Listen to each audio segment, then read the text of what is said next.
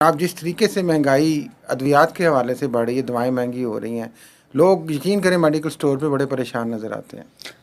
गिलानी साहब, इस महीने 7 से 10 तारीख तक, 7 अप्रैल से 10 अप्रैल तक पाकिस्तान से कुछ 600 डॉक्टर्स जो कि डायबिटीज़ को ट्रीट करते हैं, शुगर के मर्ज़ के जो माहिरीन हैं, इनको बैंकॉक ले जाया गया।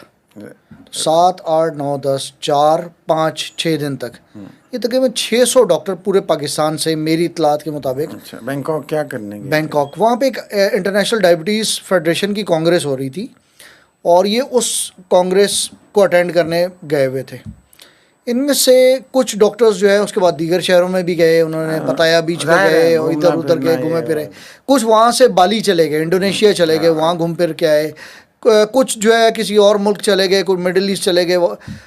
तो आज मेरी सोर्स ने मुझे बताया, मैंने उन्हें कहा हुआ था कि कैलकुलेट करके बताएं, तो तकरीबन 50 करोड़ रुपए इन 4 दिनों में पाकिस्तानी फार्मास्यूटिकल कंपनियों ने इन 600 डॉक्टर्स पे खर्च किए हैं। अच्छा, ये मुख्तलिफ फार्मास्यूटिकल कंपनी तकरीबन 20 से 25 फार्मास्यूटिकल कंपनीज ने ये 600 बंदों को, 600 डॉक्टरों को ये लेके गए हैं बैंकॉक।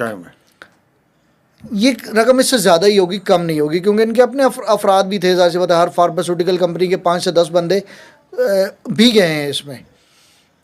गिलानी साहब, ये जो 50 करोड़ रुपया 4 दिनों में इन्होंने खर्च किया है ना, ये मुझसे और आपसे लेंगे ये। अच्छा जी, अद्वियात की सूरत में, अद्वियात में की कीमतों में इजाफा करके। एक बात, हाँ, ये तो एक पहलू हो जाएगा, क्योंकि जाहिर है अगर आपने इतना कुछ जो कुछ स्पेंडिंग की है वो आपने अपने उसी से निकालना जो आपका कारोबार है। ये जो डॉक्टर्स हैं ना, जब ये वापस आएंगे, इनको जो कंपनी लेके गई है ये उस कंपनी की दवा आपको लिखेंगे।